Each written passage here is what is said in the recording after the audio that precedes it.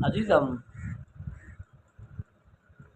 ایک صورت میں نے پہلے بیان کر دی کہ جس کی بنا پر میں عید میلاد النبی صلی اللہ علیہ وسلم پر کلام کرتا ہوں، اور وہ تھی سیرت اور صورت کے حوالے سے۔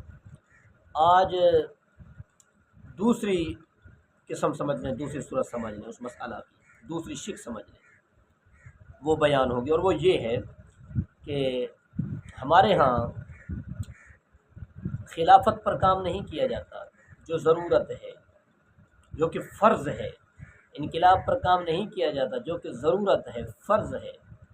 جمعیت پر کام نہیں کیا جاتا جو کہ ضرورت ہے اور فرض ہے۔ اعلاء کلمت اللہ کی ترویج پر کام نہیں کیا جاتا جو کہ ضرورت ہے، فرض ہے۔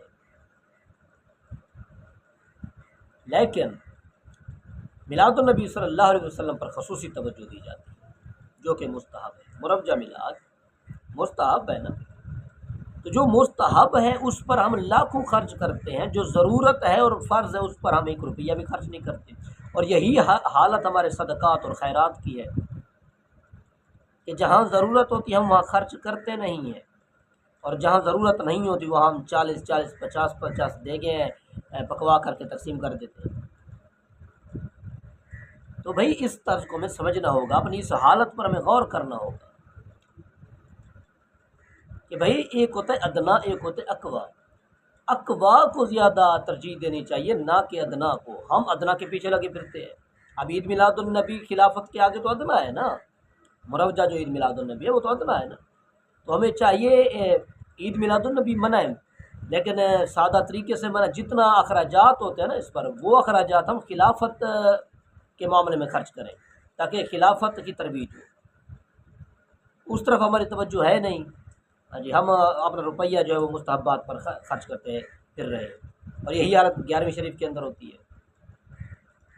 تو بھائی ہمیں سمجھنا چاہیے ان معاملات کو، اور سمجھ کر کے آگے چلنا چاہیے۔ اور ایک بطور مسلم اسلام کا ہم سے تقاضا بھی ہے کہ والاقوا لا یترک بالادنا، یہ اصول ہے، اور بھی کافی سارے اصول ہیں۔ تو ہمیں شرعی اصولوں پر کار بند رہتے ہوئے، انہیں مد نظر رکھتے ہوئے ہمیں اپنے اعمال بجلانے چاہیے، ضرورت وقت کا لحاظ کرنا چاہیے۔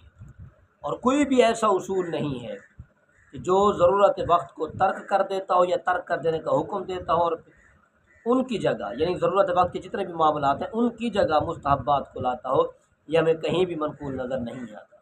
بلکہ الاقوا لا یترک بالادنا جیسے ہمیں اصول نظر آتے ہیں جو واضح طور پر ہمیں یہ سبق دے رہے ہیں، درس دے رہے ہیں کہ بھئی ضرورت کو اولاً دیکھو، اس کے بعد پھر مستحبات کرو۔ یہاں تو ہم مکمل طور پر مستحبات کو رد بھی نہیں کر رہے کہ اب کرو، لیکن جتنے اخراجات ہو رہے ہیں نا ہمارے یہاں کثیر صورت کے اندر، انہیں آپ خلافت کی جانب لے جاؤ۔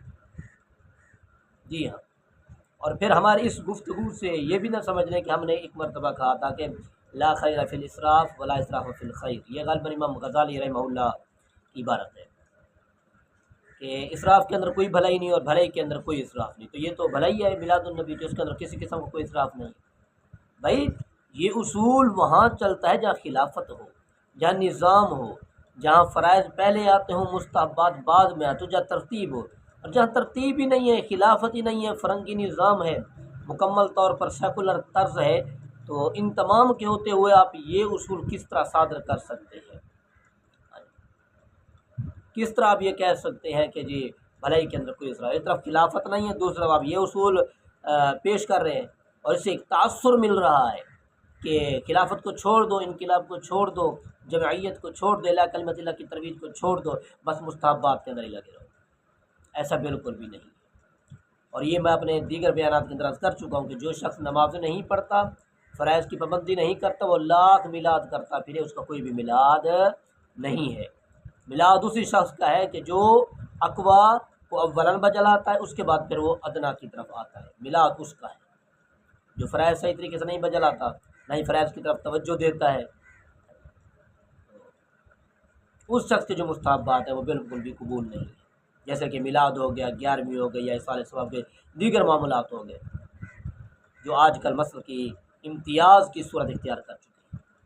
تو اللہ تبارک و تعالی ہم سب کو اقوا اور ادنا کی بات سمجھنے کی توفیق عطا فرمائے، اور ضروریات وقت کا لحاظ کرتے ہوئے اور تقاضاؤں کو مد نظر رکھتے ہوئے باری تعالی ہم سب کو دین پر کاربند رہنے کی اور عمل پیرا ہونے کی توفیق عطا فرمائے۔